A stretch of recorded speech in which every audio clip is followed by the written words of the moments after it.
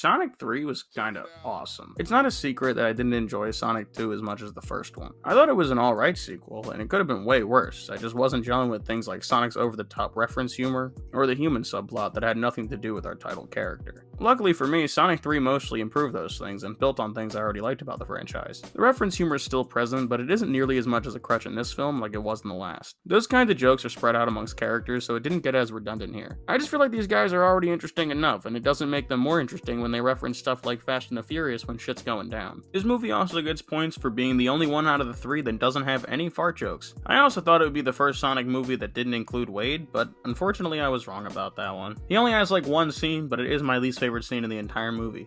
I don't like this guy.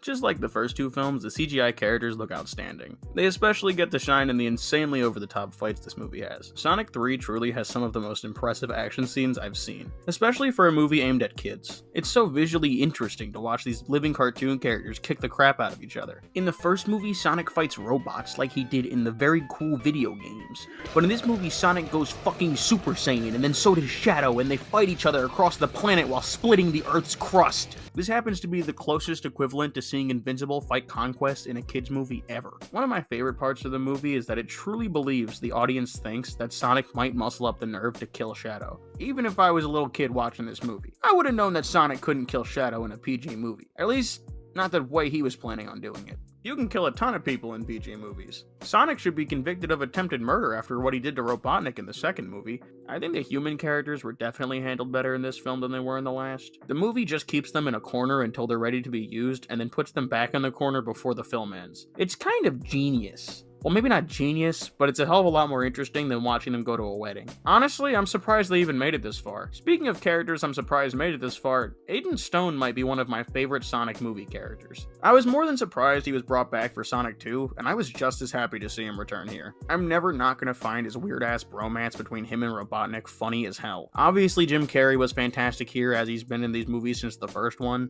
The main difference here is that he plays two Robotniks instead of one. In this movie, Gerald Robotnik is pretty much just the crankier, older, fatter version of Ivo Robotnik, who's hellbent on destroying planet Earth. What a lovely guy. Like I said when I watched the first movie, it's clear that a lot of love for this franchise was put into each of these films. I might not be very familiar with the Sonic source material, but it's obvious how much love for Shadow alone went into this one. By far, I think my biggest problem with the whole movie is that Shadow doesn't say a single curse word. I realized while I was watching this film that it was clearly originally rated R and was later edited to PG for its release in theaters. You can tell this because Sonic and Shadow hit each other a lot and there's no blood. That doesn't make any sense. Must have been edited out. Shadow picks up his gun but doesn't actually shoot anyone in the whole movie, which is crazy because in the game, he shoots a lot of people all the time, which means that there must be scenes of him shooting people out there, but they were probably cut because the movie was too violent. If I remember correctly, in the Sonic vs. Shadow scene, you can actually tell Sonic was just gonna start punching Shadow's face clean off.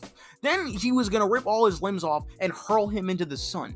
You can literally tell that's exactly where this scene was going. And like I said earlier, Shadow doesn't say a single curse word, which is bullshit. Shadow's a badass who holds a gun. No way some studio execs told him he couldn't say damn in the movie. Obviously, Shadow was told he could curse when they were filming the movie. They're scared of him. They wouldn't tell him what to do, but that's where they got him. As everybody knows, actors sign contracts, and unfortunately, Shadow didn't read the fine print in his contract, which stated that the editors could cut out any part of him they pleased from the movie. So without a doubt, this movie used to be rated R, and they changed it to PG. It's not the first time Hollywood's done this, and it's not going to be the last time they do it either. Overall, Sonic 3 was fun. I liked it more than the second one, but I liked the first one the most. I wonder when Sonic 4 is coming out.